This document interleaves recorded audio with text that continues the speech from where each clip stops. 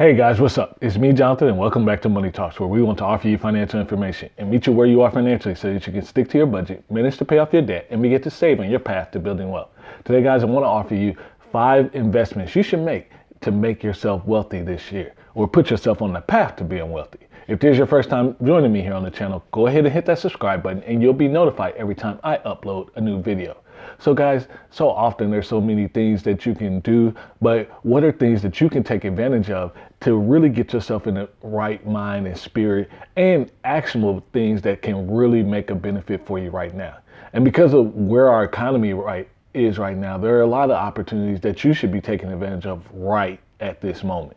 The first thing you want to do is make sure you invest in the stock market. Yes, you can invest through index funds. Yes, you can invest through dividend stock. You can even invest through ETFs, individual stocks, Forex, Bitcoin, something of that nature. Develop your investment plan and develop your investing strategy so that you are investing in the stock market. Why? Because right now, much like a lot of things, the stock market is down in value consistently as this economy starts to build itself back. And this is the time where you can actually get consistent and get a maximum benefit for your money as it begins to grow forward. So yeah, if you're following a lot of things that I teach on this channel, or my particular taste, I would invest for the long haul. I would invest in index funds. I would invest in the total stock market index fund. I personally use Fidelity, but you can use Charles Schwab, Vanguard, Fidelity, wherever you choose to do that fund with your investment firm. I wouldn't look at a bank, but I would do it at an investment firm. But doing this, put your money spread across several different companies in an efficient way. And we know about 80% of investment funds outpace most mutual funds. Once that data has stood the test of time, so index funds can and are a good investment, in my opinion, for the long haul. Number 2, you should be looking to invest in real estate if you can, again, get control of your finances. You don't have the credit card debt. You don't have the car loans. You're not putting your money, and you're not wasting your money on idle things. But this is a good way to begin. Depending on where your age bracket is, if you're single, no kids, things of that nature, this may be the time where this is a good time for you to buy your first rental property with little responsibility from your personal life. That allows you the accessibility that you can begin to build your real estate portfolio. Again, real estate, while prices are a little bit higher because the demand is high, but this will return a good long-term investment because of the state of the economy. So a lot of people are looking to sell. A lot of people are wanting to get out. A lot of people are preparing for retirement. This could be the beginning of your legacy building and you setting yourself out. As well as with the rates consistently being low, you're taking advantage of that borrowed money and paying a small price for it. So if you're a young person, this could be the start of your real estate portfolio journey. Another way you can start your real estate portfolio journey is by not renting in an apartment. If, again, you have the emergency fund, you have all those things that I listed, you're not paying a car note, you're not paying credit card bills, and you're budgeting money wisely, this is the time that you should really look at, okay, am I prepared and ready to take on the responsibility of a home? If you have that emergency fund and you've cleaned up those idle debts in your budget, this could be a good opportunity for you to buy if you're prepared for it. And buying just for yourself, again, will actually help increase your overall wealth building. Why? Because the asset that you're living in is a forced savings plan. You're putting money into this real estate account pretty much every month.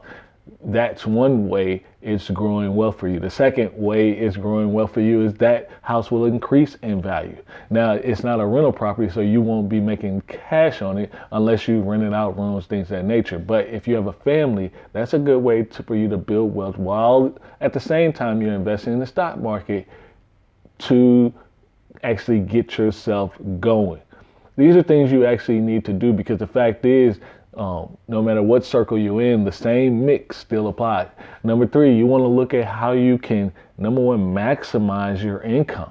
You want to maximize the skill set that you have. You want to maximize the pay rate. This is a great opportunity in the economy where things have shifted. New roles have emerged since the pandemic, and your skills can land you in another $10, $15, or $20,000. What could that help you do for the life that you want to create, as well as the wealth building that you're trying to institute?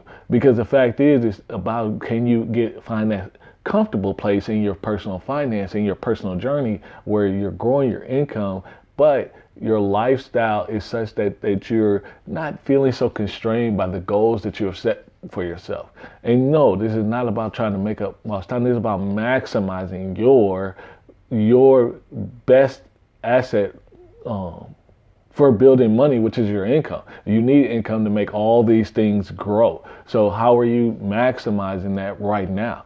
Did you that income could have been from reading books or your work history or education, whatever the case may be. This is a good time from an employment standpoint to get an upgrade in your income.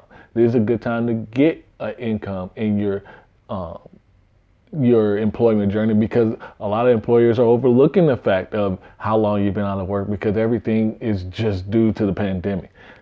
Think about how you can maximize. Think about why you're at the job you're at. Are you happy? Are they paying you the value that you have? Because the fact is, while you may be loyal to them, tomorrow something could change, something could shift. And so you should be proactive to always getting the best value for your skills, because at some point the stagnant will get washed away, meaning something will turn, the tide will turn. It's very rare that somebody at this point would be able to be at a company 20, 30 years, satisfied, consistently getting huge growth without something changing. The economy is evolving too quickly every day for that. Number 4, next thing I want you to invest in is the relationships you have. Your net worth is your network. I heard that quote. I can't remember where I heard it from, but the fact is, the people who you hang around typically greatly influence what you're able to do. So are you hanging around business owners? Are you hanging around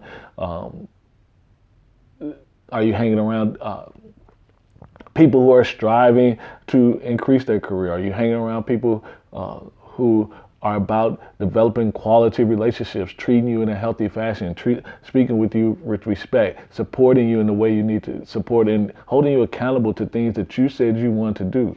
Are you doing that even yourself? So those are the type of relationships you want to have, quality relationships, not somebody who can put you on the job, but someone who will be that good, strong friend and support for you, whether it's just in their personal life or in your business development life or professional or whatever case may be. But you want to have those people around. Wherever you're shooting for, whatever you're trying to aim for, that's what you want to do. Number 5, you want to develop some sort of extra income, meaning if it's a side hustle, if it's a business, you want to translate your skills and you want to maximize the way your skills could work, because again, everything you're doing, honestly, is about the cash flow in the month. You're trying to build up the assets so you have good cash flow when you retire. You're trying to build up the assets. You're trying to get a better job so you can increase your cash flow so you can do a lot of things in the month. You're trying to build up your cash flow. That's why you read these books to enhance your skills. That's why you get that extra income. That's why you do a lot of different things. But it all drives back because the higher your cash flow in the month, the more you're able to have some freedom. And then depending on where you're generating that cash flow from, if it's from your assets, then that takes away the need for you to actually have to work and toil and be told what to do constantly and do projects and things that you don't want to do. That's why you're doing it. But it all drives back to how are you going to generate your cash flow?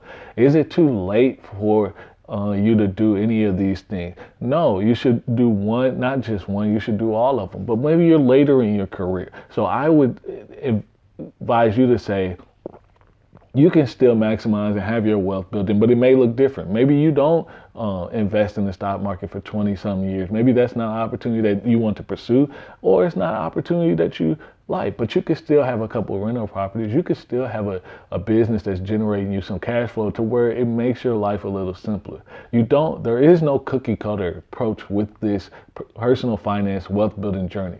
You take all the